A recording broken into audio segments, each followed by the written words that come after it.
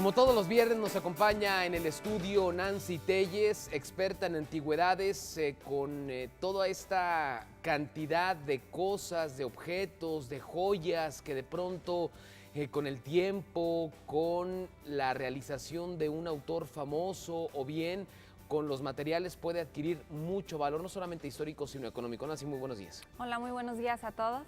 Y bueno, déjame te comento, Nancy, y al público en general, que a principios de semana llegó hasta Multimedios esta pieza, que pues no teníamos idea de qué era. Al principio pensábamos que era una especie como de recipiente, como un vaso, como un jarro, y le pedimos a nuestra amiga Nancy Telles que lo analizara, porque aparte pesa bastante, es un objeto que sí pesa bastante.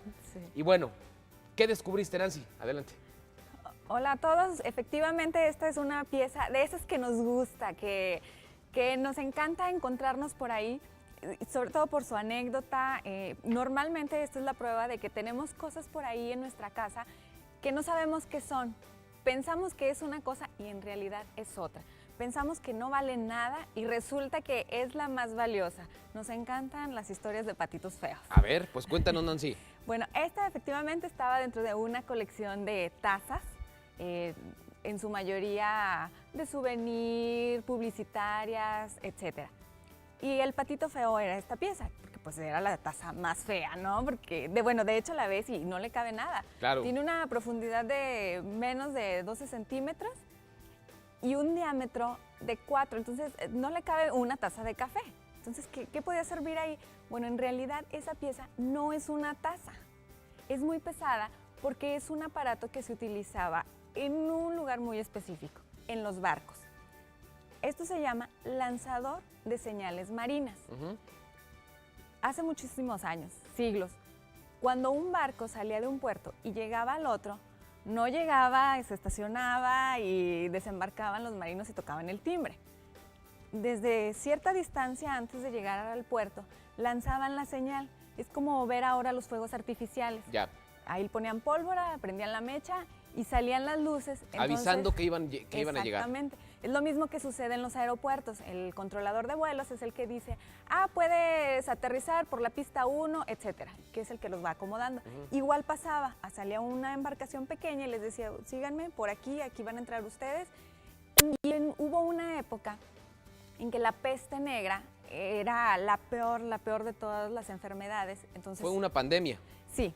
Entonces, para controlar el contagio, cuando llegaba un barco a un puerto nuevo, de lejecitos, a ver, vamos a revisarlos, iba una comisión, los revisaban, están enfermos, no están enfermos. Tenían que quitarse toda su ropa que traían y ponerse ropa limpia y nueva, que era del puerto de llegada, Ya. para no pasar el... ¿En qué siglo más o menos ocurría esto, Nancy? Bueno, lo de la epidemia esta Sí, en general toda la actividad marina, toda la actividad, recordemos que hubo una época en la historia mundial donde sí, el medio de transporte, digamos, masivo, era una embarcación, eran los barcos. Sí, bueno, esto todavía existe, no como tal. Ahora ya utilizan la tecnología de los barcos para avisar como lo hacen los aviones, ¿no? Vía satélite, vamos a llegar, etcétera, se puede, sí se pueden, etcétera. Pero estamos hablando de que todavía a principios del siglo XX se utilizaba. Ya. Si ubicamos la película del Titanic, que es de principios del siglo XX, era la maravilla de la tecnología en esa época y de transporte. Seguramente tenía un dispositivo que hacía la misma función, pero no era tan rústico. Este en particular, estamos hablando de qué año, de qué década y qué valor tiene, Nancy. Bueno, una pieza de estas, esta en particular, esta es de mediados del siglo XIX, estamos hablando que tiene más de 100 años, puede ser hasta 150 años. Esta pieza tiene una fecha ahí inscrita.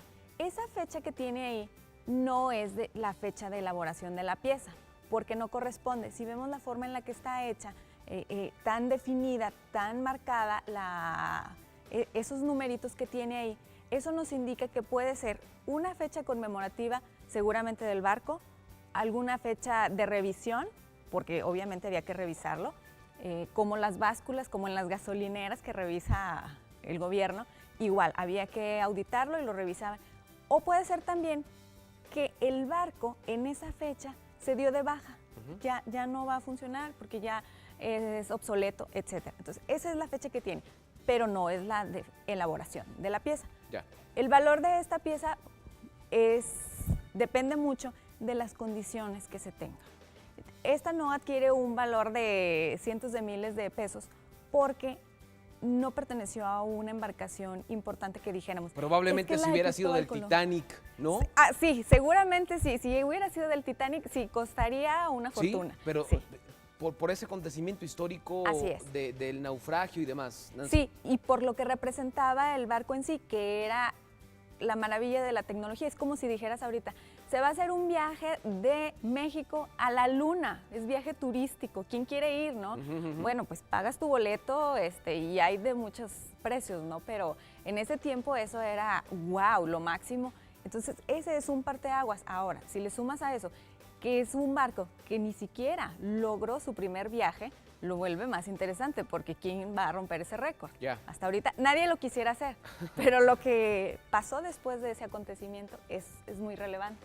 Ya, entonces el valor histórico es interesante porque estamos hablando de una fecha que viene inscrita, Sí. que podría ser de la llegada a un puerto, de otros temas, incluso del día en que se dio de baja el barco, el día que clausuraron, digamos, la navegación para ese barco. Así es. Bueno, entonces la persona que tiene esta pieza puede sentirse orgullosa. No, Nancy. Sí, definitivamente, porque es una pieza que, bueno, para empezar, si nos ponemos a analizar un poco la anécdota, decimos, ¿cómo es que la pieza llegó a Torreón si no hay barcos en Torreón? Si no es puerto. Y eso también la vuelve interesante. Interesante. Para nosotros que estamos aquí en Torreón, que no estamos familiarizados con estas cosas, que no se encuentran aquí, esto es una pieza muy interesante. Ya. Bueno, entonces a la persona que trajo este objeto, pues ya es un lanza señales marítimas en aproximadamente siglo XX, finales del siglo XX. No, principios de siglo XIX. Ah, perdóname. Perdón, siglo XX, finales del siglo XIX. Perfecto. Estamos hablando. Entonces estamos ubicando esta pesadita, la pieza, la estamos ubicando para finales del siglo XIX, principios del siglo XX. Nancy, como siempre, muchísimas gracias por estar con De nosotros. nada. Las personas que deseen también que tú evalúes alguna pieza en particular, ¿dónde lo pueden hacer? Evidentemente aquí, pero ¿dónde te pueden contactar, Nancy?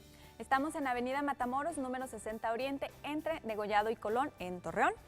Y nos pueden contactar también por Facebook, HQ Antiques en Colectibles, o en Twitter, HQ Antiques, y con gusto aquí los esperamos. También pueden traer con toda confianza sus piezas o nos pueden llamar si tienen alguna duda al 712-4747. Gracias, Nancy, como todos los viernes. Muy buenos días. Y bien, antes de continuar con espectáculos, permítame comentarle que el día de ayer el cantante Manuel platicó con Ángel Reina, reportero de Multimedios Laguna, para hablar acerca de su próxima visita a la comarca lagunera. Mire usted. Yo he estado yendo